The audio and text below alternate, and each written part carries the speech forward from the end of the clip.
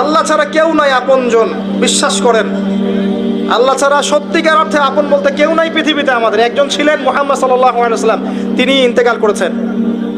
মুহাম্মদ সাল্লাল্লাহু আলাইহি ওয়াসাল্লাম এমন মানুষ ছিলেন যে তিনি একটা বাগানে ঢুকেছেন, একটা উট দৌড়ে তার কাছে চলে এসেছে, এসে গায়ের সাথে বুকের সাথে গাটা লাগিয়ে রেখেছে। নবী সাল্লাল্লাহু আলাইহি ওয়াসাল্লাম আদর করছেন, হাদিস স্পষ্ট সহিহ, নবীজি আদর করছেন এবং বলছেন, জানো উটটা আমাকে কি অভিযোগ করলো? উটটা আমাকে তার মালিকের বিরুদ্ধে অভিযোগ করলো, তার মালিক তাকে কষ্ট দেয়। এই উটটা পর্যন্ত, একটা অবলা প্রাণী পর্যন্ত আমাদের নবীকে আপন মনে করছেন, ছুটে চলে আসছেন, আমার কষ্ট হচ্ছে, আমাকে ধরেন। চিন্তা করতে পারেন? সুবহানাল্লাহ। নবী সাল্লাল্লাহু আলাইহি ওয়াসাল্লাম যখন মসজিদ নববী নির্মাণ করেছেন, ওখানে একটা খুঁটি ছিল, এটা অনেকে জানেন, খুঁটি ছিল।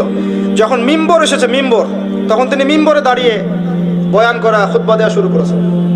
তখন ওই যে খুঁটি, ওই খুঁটিটা থেকে কান্নার ডকডক আওয়াজ শোনা যেত। ওই জড়বস্তু পর্যন্ত মুহাম্মদ সাল্লাল্লাহু আলাইহি ওয়াসাল্লামকে আপন মনে করতেন। মুসলিমদের যে কোনো সমস্যা তারা মুহাম্মদ সাল্লাল্লাহু আলাইহি ওয়াসাল্লামের কাছে যেতেন, বলতেন, তার সাধ্য মতো সেটা সলভ করে দিতেন। একবার নামাজে দাঁড়িয়েছেন মুহাম্মদ সাল্লাল্লাহু আলাইহি ওয়াসাল্লাম, একামত হয়েছে, একামত হওয়ার পরেও তিনি বাসায় চলে গেছেন। সাহাবীরা জিজ্ঞাসা করলেন, ব্যাপারটা কি? নবীজি বললেন, আমার কাছে কয়েকটা দিনার ছিল, ওগুলো দান সাদাকা করে দিয়ে তারপর এসেছে। কি বুঝছেন? কিছু মানুষ এসেছে, জীর্ণ শীর্ণ, খাবার নাই, কাপড় নাই, নবীজিকে বলছেন, নবীজি সাল্লাল্লাহু আলাইহি ওয়াসাল্লাম, আমরা এই সমস্যায় আছি। নবীজি দেখে এত মায়া লাগলো, চোখ দিয়ে দরদর করে পানি পড়তে লাগলো। তিনি সাহাবীদেরকে বললেন, হে সাহাবীরা, তোমাদের মাঝে কি দানশীলরা নেই? নিয়ে আসো, তোমাদের কাছে যা আছে নিয়ে আসো। সবাই কিছু কিছু করে আনা শুরু করলো। আস্তে আস্তে আস্তে আস্তে স্তূপ হয়ে গেল সম্পদের। এটা দেখে নবী সাল্লাল্লাহু আলাইহি ওয়াসাল্লাম হেসে ফেললেন। এটাই তো সেই হাদিস যে কেউ ভালো বেদাত চালু করলে এটার হাসানা পাবে, এটাই সেই হাদিসটা। তো নবী সাল্লাল্লাহু আলাইহি ওয়াসাল্লামকে সাহাবীরা আপন মনে করেছেন। এখন কাকে আপন মনে করবেন আপনি? আমাকে?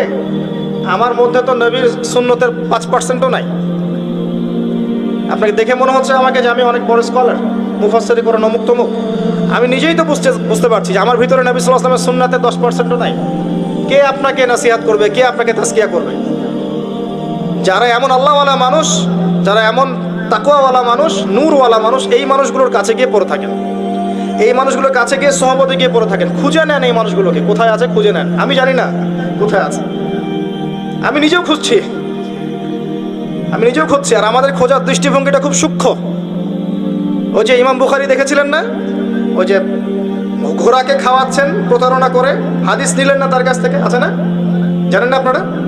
হাদিস সার্চ করতে করতে এক জায়গায় চলে গেছেন, অনেক মাইলের পর মাইল পথ পাড়ি দিয়ে দেখেছেন যার কাছ থেকে হাদিস নিবেন সে ঘোড়াকে ডাকছে, হাতের মধ্যে কিচ্ছু নাই, কিন্তু ঘোড়াকে দেখাচ্ছে, আসো আসো আসো, খেয়ে যাও।